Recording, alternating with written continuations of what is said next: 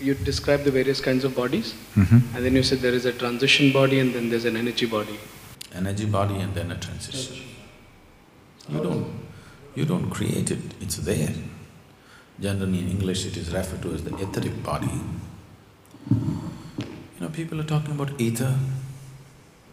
You know what's ether? Not Easter, ether. Ether is a non-physical. Generally it's assumed as non-physical. It is not totally non-physical. It is a transition between physical and non-physical. What is non-physical is never in your perception, unless you become that. What is physical can be brought into your perception. It's just a question of time and work to get everything that is physical in the existent into your perception. It is possible. If you do the necessary sadhana, all that is physical in the existence can be brought into your perception. It cannot be outside your perception. It's possible to do that. What is non-physical will not come into your perception. You have to dissolve into it. There is no other way. This is why all this talk about surrendering to God is simply because what they are trying to tell you is that which is beyond the physical cannot be grasped. You have to give in. There is no other way. It's because of that, this talk and all this distortion about surrender. Because that which is beyond the physical cannot be grasped by you in any way. You can only merge with it, you can only dissolve into it. The word surrender is not the right word, but that's been commonly in usage. So this dimension, which is a transition between physical and non-physical, can also be grasped to some extent. So it is not that you create it, it is there.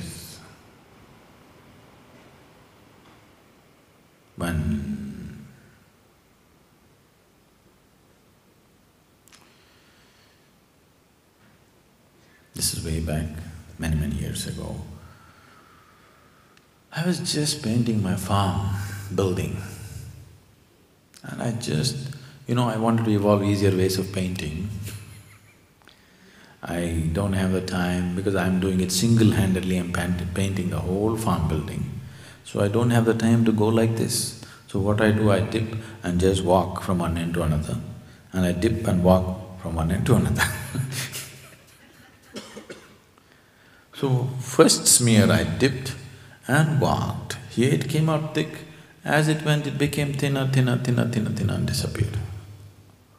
I just sat there and it just blew my mind totally, because the whole existence was right there for me. This is all the existence is. Something is gross, it becomes subtler, and it becomes non-material. When it becomes non-material, you call it divine. Very gross, you call it rock or matter. In between there are many levels of subtleness or grossness.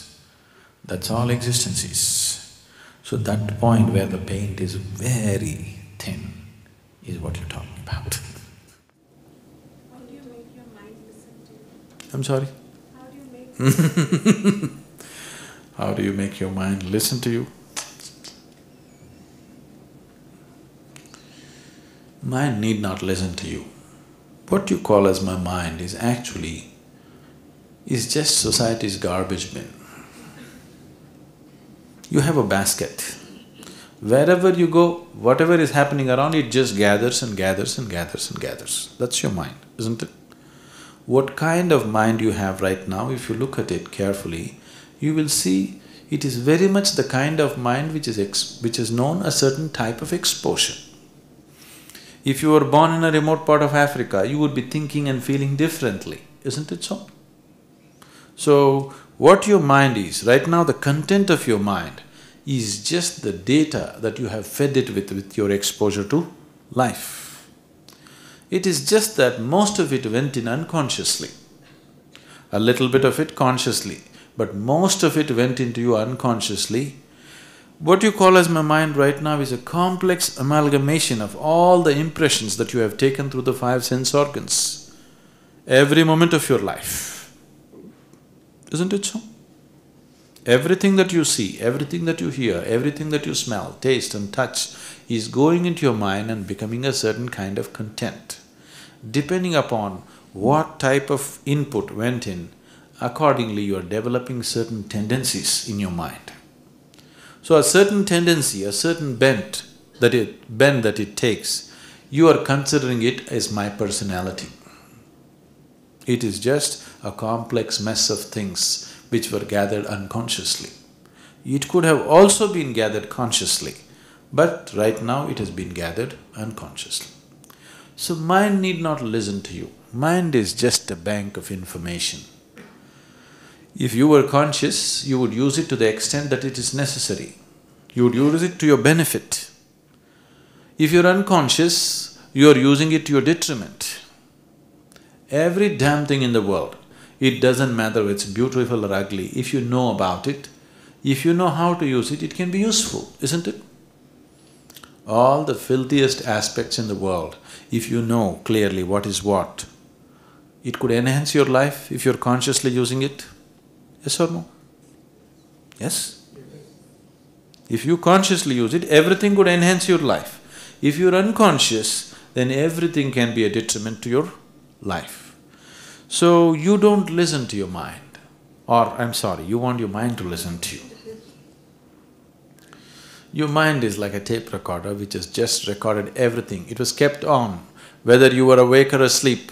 This tape recorder was constantly kept on and it just recorded and recorded and recorded. It is always listening to you. Not only listening, very faithfully recording everything. Now the problem is, it is also playing what it has recorded without your permission.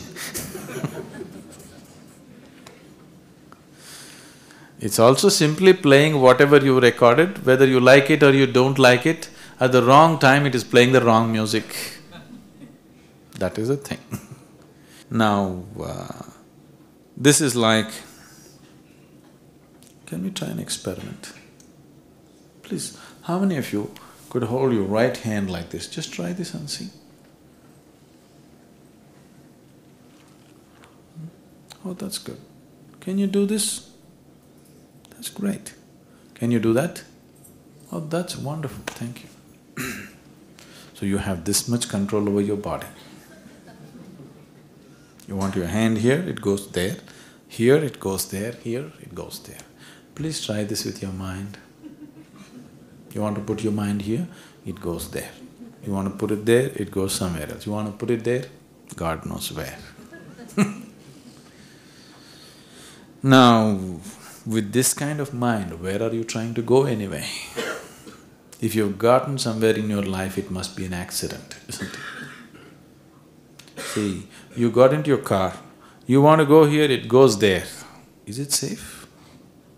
Is it safe to be in this automobile? If it is going where you want it to go, only then it's worth getting into this vehicle, isn't it? You want to go here, it goes somewhere else. This is a dangerous vehicle. Please see, you're traveling such a dangerous vehicle. Your automobile, you'll get into it for a few hours a day. It is through the vehicle of your mind you're traveling the whole of your life, isn't it? And you're using an out-of-control vehicle and expecting to reach somewhere. It's not going to work. So if… suppose you're driving your car and it went out of control, what is the first thing you would like to do with it?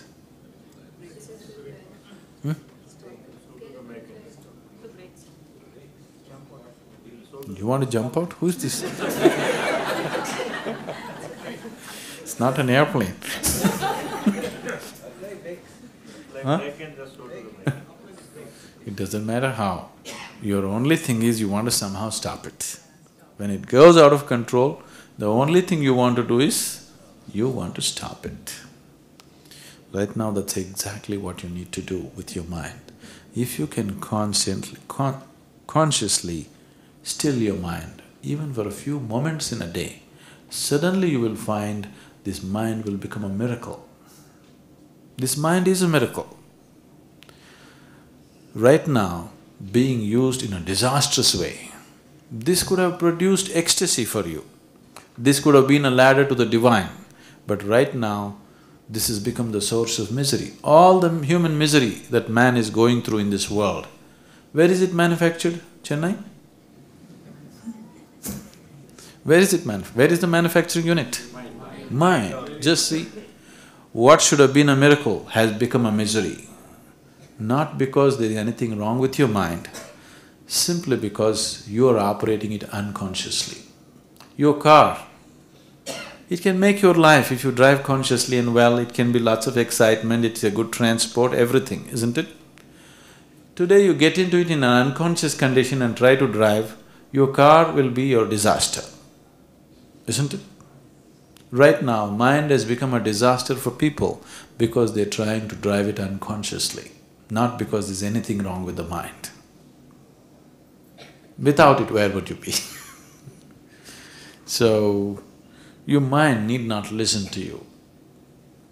It is just a complex accumulation of information.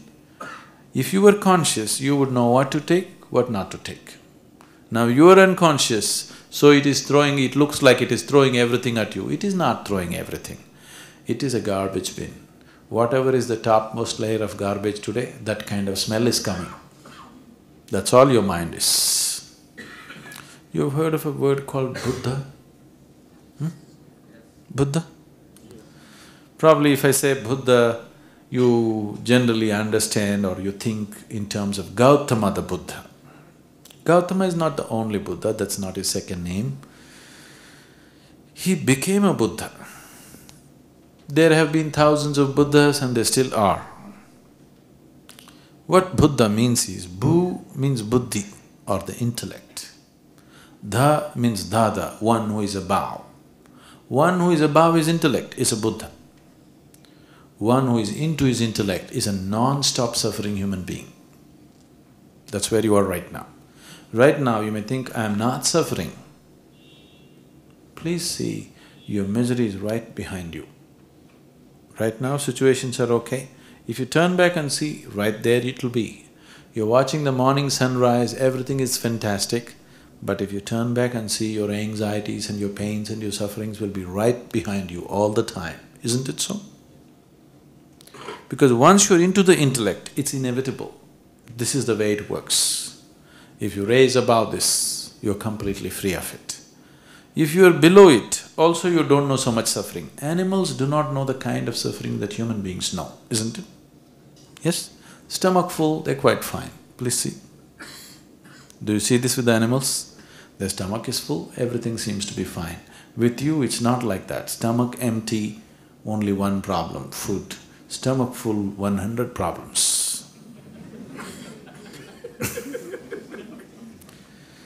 Because your problem is not coming from the outside, your problem is coming from the inside, endlessly it's being manufactured. If you solve one problem, do you see 10 are waiting in the queue? Because it is not by solving problems you'll get there. There's only one problem, that's you. If you dissolve this one problem, then there'll be no other problem. Now, creating the necessary awareness where you're above the basic function of the mind. If you're a witness to your own mind, if you're above the process of the mind, there is no such thing as suffering, because all suffering has come of the mind, isn't it so? Once you're out of the mind, there can be no suffering. I know if somebody tells you you're out of the mind, out of your mind, you will get insulted. Don't. If somebody says you're out of your mind, they are giving you the highest compliment, they're telling you you're a Buddha, This is a misunderstanding. When you say out of the mind, you think madness. No, madness is always off the mind, isn't it so? If you're out of the mind, how can you be mad? You will be perfectly sane, absolutely sane. Where, see, anybody who is causing misery to himself, do you call this person a sane person or an insane person?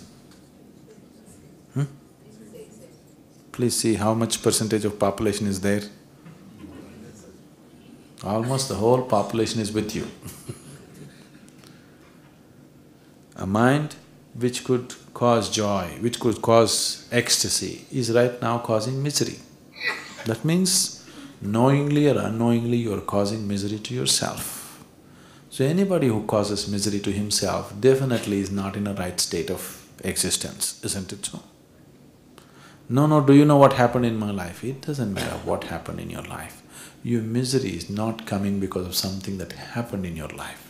Your misery is coming because you have no say in what your mind does. It is doing its own nonsense. That's why you're miserable, isn't it so? Yes? It has become like this because the function, the basic function of your mind is coming from certain identifications.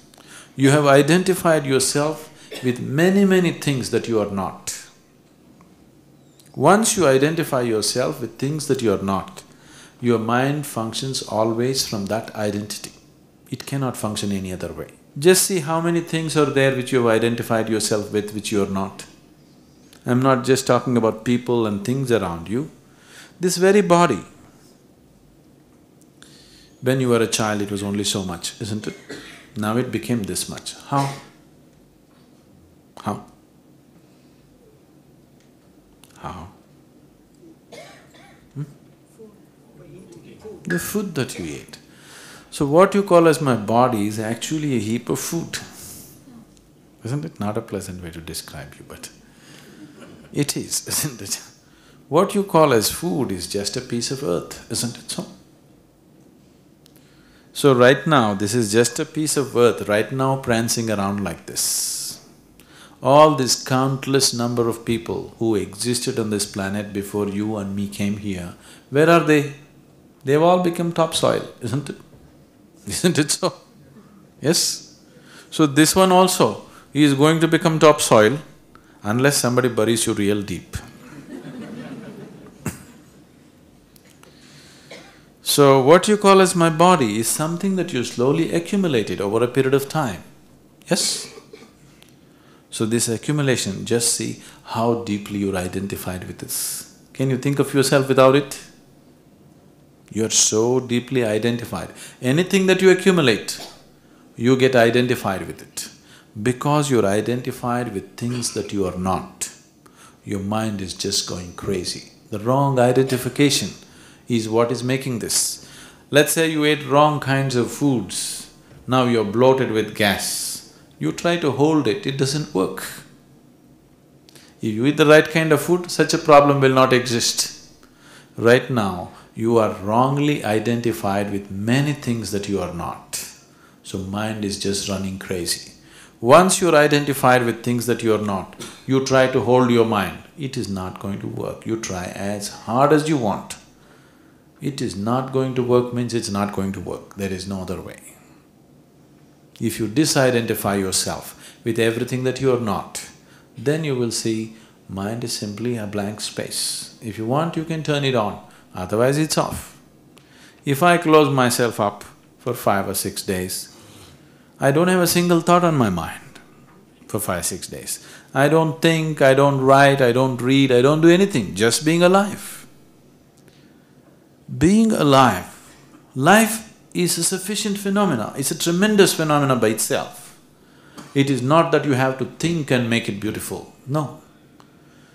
The life is happening right now, this is the biggest phenomena, isn't it so? But right now, you are not enjoying the creation the way it is. You got your own petty creation in your head, you're busy with that. 90% of the time, you're only thinking about life, not living life. Is it so? Yes? And what nonsense can you think about life? Life can only be experienced, isn't it? What you think is all coming from the data that you have already gathered, is it so? Whatever data, how much ever you have gathered, it is still a very limited possibility, yes? From that limited possibility, you're trying to go on, think. It is not by thinking that you know life, it's by clarity of your vision that you know life. This will happen to you only if you're not identified with anything. Then, with everything you can have involvement, no entanglement. You're deeply involved with life, But you don't know any entanglement because you're not identified with anything. Now you see, your mind, if you want it, it comes on, otherwise it's off. That's how it should be, isn't it? If your body, you're sitting here right now, if your body starts doing its own things without your permission, your body starts jumping like this, would you be very ridiculous? Yes? Right now, your mind is doing that all the time, isn't it so? It is very ridiculous. Your only comfort is other people are not able to see it. But other people can see it. You think it's not seen? It is seen.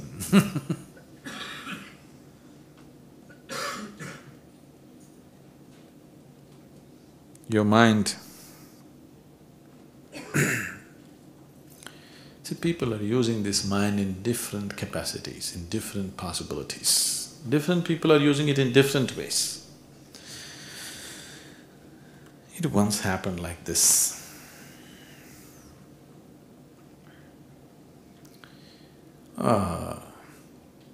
An American tourist was driving through Egypt and his car broke down in a remote place. He thought he's lost. Then a villager was coming on a bullock cart. So, sign language, he requested.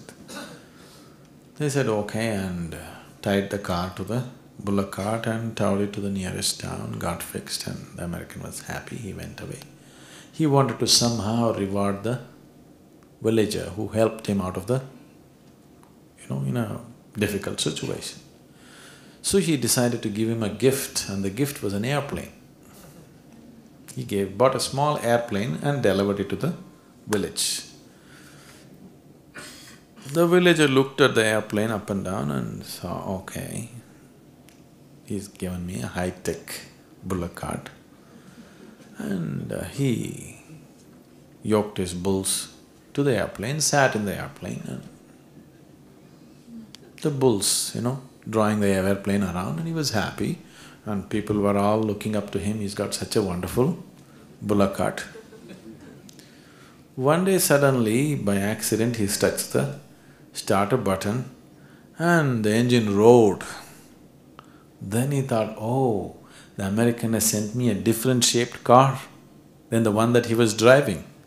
So now the villagers started driving it around in the village and everywhere. People were amazed that this guy's got a car. And one day, just by chance, he did this with the joystick and it flew. Then he's got an airplane. Your mind is like this, it can be used on many different levels. It can be used in such a peak that it can become the source of your, a great ecstasy within you. Or you can use it to do mundane things, or you can use it to create misery for yourself. It's up to you. How would you use anything, whether for your well-being or for your detriment, just depends on how conscious you are at that moment, isn't it? Yes? If you are consciously living your life, would you cause misery to yourself? Never, isn't it? You're existing unconsciously. Large parts of you are still unconscious, so misery is possible. Because misery is possible, you're asking this question, when will my mind listen to me?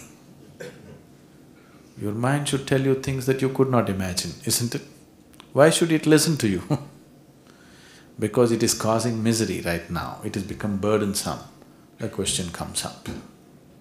Because still large parts of you are unconscious, that's why the problem. Not because of the mind, not because of the body, because we are handling it and driving them unconsciously. When you're driving something unconsciously, everything is a problem in your life, isn't it?